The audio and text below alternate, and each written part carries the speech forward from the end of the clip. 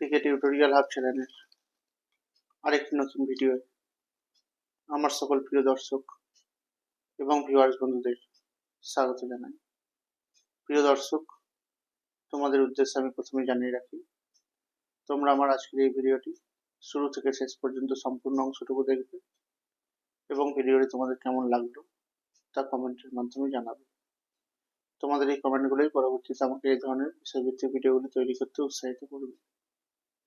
তোমরা আমার আজকের এই ভিডিওটি তোমাদের বন্ধু বান্ধব এবং আত্মীয় স্বজনের মধ্যে শেয়ার করে দেবে, যাতে তোমাদের মতো তারাও এই বিষয়ভিত্তিক ভিডিওগুলির মধ্যে দিয়ে উপকৃত হতে পারে। পশ্চিমবঙ্গ উচ্চ মাধ্যমিক শিক্ষা সংসদের দ্বাদশ শ্রেণী চতুর্থ সেমিস্টারের রাষ্ট্রবিজ্ঞান বিষয়ের আলোচিত অধ্যায় আন্তর্জাতিক সম্পর্ক, মূল ধারণা এবং রাজনৈতিক মতবাদ সমূহ।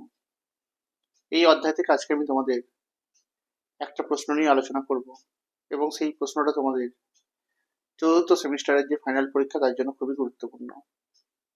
প্রশ্নটি হলো, আন্তর্জাতিক সম্পর্কের যে বিষয়বস্তু বা পরিধি রয়েছে সেই সম্পর্কে বিস্তারিত আলোচনা। আন্তর্জাতিক সম্পর্কের কথা বলতে গেলে বলা যায়, বর্তমানে রাষ্ট্রবিজ্ঞান থেকে সম্পূর্ণভাবে পৃথক হয়ে একটি স্বতন্ত্র বিষয় হিসেবে সমগ্র বিশ্বে চর্চার একটা নির্দিষ্ট সীমার মধ্যে রয়েছে এই আন্তর্জাতিক সম্পর্ক। পৃথিবীব্যাপী যে ব্যবস্থাপনা তা নিত্যদিনই পরিবর্তন হচ্ছে। বিশ্বে প্রতিদিনই নতুন নতুন সমস্যা তৈরি হচ্ছে। অনেক নতুন দেশ, রাষ্ট্র এবং সংগঠনের জন্ম হচ্ছে। তাই এই আন্তর্জাতিক সম্পর্কের বিষয়বস্তুরও প্রতিনিয়ত পরিবর্তন ঘটে চলেছে এবং তার পরিধি দিন দিন আরো প্রসারিত হচ্ছে। এই আন্তর্জাতিক সম্পর্কের বিষয়বস্তু সম্পর্কে তাত্ত্বিকদের মধ্যে নানা ধরনের মতপার্থক্য লক্ষ্য করা যাচ্ছে। এদের মধ্যে যে সমস্ত তাত্ত্বিকরা গুরুত্বপূর্ণ বা উল্লেখযোগ্য তাদের মধ্যে বলা যায় জোসেফ ফ্র্যাঙ্কল, পামার ও পার্কিন্স, গ্রেসন কার্ক, ভিনসেন্ট বেকার প্রমুখেরা এই আন্তর্জাতিক সম্পর্কে বিভিন্ন বিষয়বস্তুর তালিকা লিপিবদ্ধ করেছেন, যেগুলো বহুমুখী। তাই এর বিষয়বস্তু বা আলোচনা ক্ষেত্রকে সুনির্দিষ্ট গতির মধ্যে আবদ্ধ রাখা কখনোই সম্ভব নয়। তাই সংক্ষেপে এই আন্তর্জাতিক সম্পর্কে বিষয়বস্তুর কথা বলতে গেলে যে সমস্ত তথ্যগুলো বা যে সমস্ত কারণগুলো গুরুত্বপূর্ণ সেগুলো হলো, আন্তর্জাতিক সম্পর্কের ক্ষেত্রে আন্তর্জাতিক রাজনীতি হলো এর প্রধান বিষয়। বিভিন্ন রাষ্ট্রের মধ্যে সম্পর্ক, কূটনীতি, রাষ্ট্র ব্যবস্থার প্রকৃতি প্রভৃতি বিষয়গুলো এই আন্তর্জাতিক রাজনীতির এক একটি অংশ। বিভিন্ন রাষ্ট্রের মধ্যে পারস্পরিক সম্পর্ক এবং ভারসাম্যকে কেন্দ্র করে বিশ্ব রাজনীতি প্রতিনিয়ত আবর্তিত হচ্ছে। আন্তর্জাতিক সম্পর্কের ক্ষেত্রে এই আন্তর্জাতিক আইনের গুরুত্বকে অস্বীকার করা যায় না। যদিও বিভিন্ন সময় অনেক রাষ্ট্রই বিভিন্ন আন্তর্জাতিক আইনকে লঙ্ঘন করেছে, এরপরে বিভিন্ন রাষ্ট্রের পারস্পরিক সম্পর্ক তৈরি হওয়ার ক্ষেত্রে আন্তর্জাতিক আইনগুলো বিশেষভাবে কার্যকরী হয়ে উঠেছে। দুই বা তার বেশি রাষ্ট্রের মাঝের পারস্পরিক সম্পর্ক জটিলতায় ভরে উঠেছে। ঐতিহাসিক উপাদানসমূহ, রাজনীতি, ভৌগোলিক পরিস্থিতি, ধর্ম এবং মতাদর্শ রাষ্ট্রগুলির মধ্যে সম্পর্কের রূপরেখা তৈরি করেছে। তাই আন্তর্জাতিক সম্পর্কে রাষ্ট্রগুলির মধ্যে আন্তঃসম্পর্ক পুঙ্খানুপুঙ্খ ব্যাখ্যা বিশ্লেষণ করা হয়েছে। এই আন্তর্জাতিক সম্পর্কের বাস্তববাদী তাত্ত্বিকদের মতে বিভিন্ন রাষ্ট্রের মধ্যে ক্ষমতার লড়াই এই বিষয়টি এক স্বাভাবিক রূপ নিয়েছে। আন্তর্জাতিক সমাজে বেশিরভাগ সিদ্ধান্ত এবং কার্যাবলী প্রভাবিত হয় ক্ষমতার দ্বারা।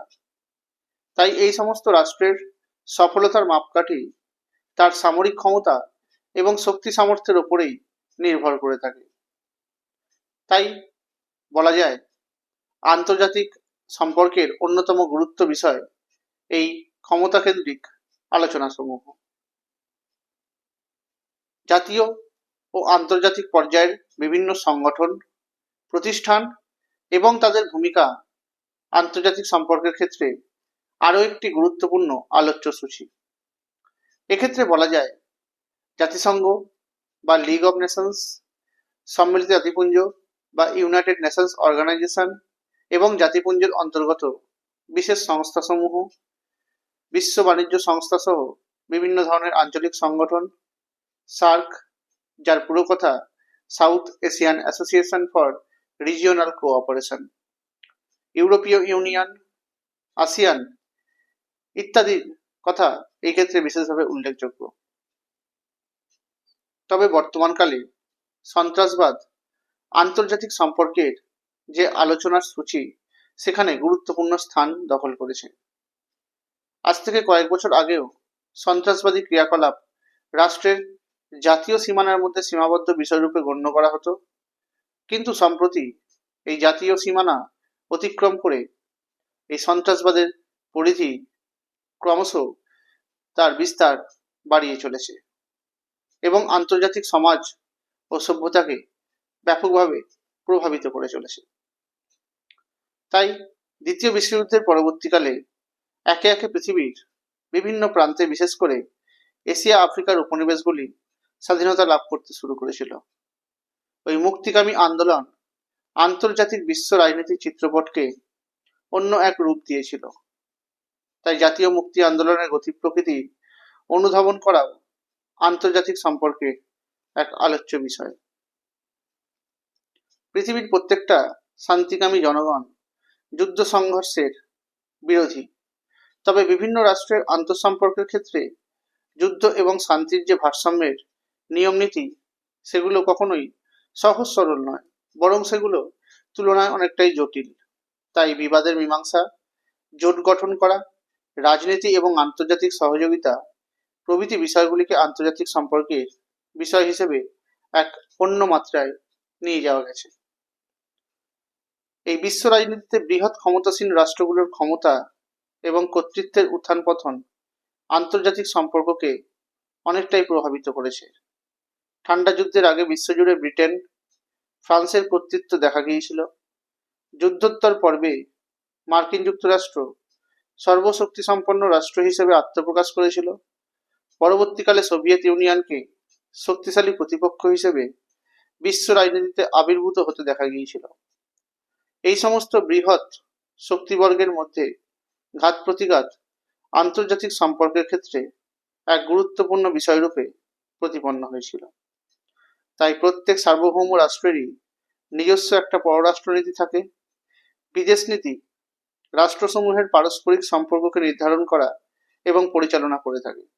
তাই বৈদেশিক নীতিসমূহের উদ্দেশ্য এবং সেগুলোকে কার্যকর করার যে পন্থা, সেগুলো বিভিন্ন বিষয় সম্পর্কে আলোচনা করে থাকে এই আন্তর্জাতিক সম্পর্ক নামক বিষয়বস্তু।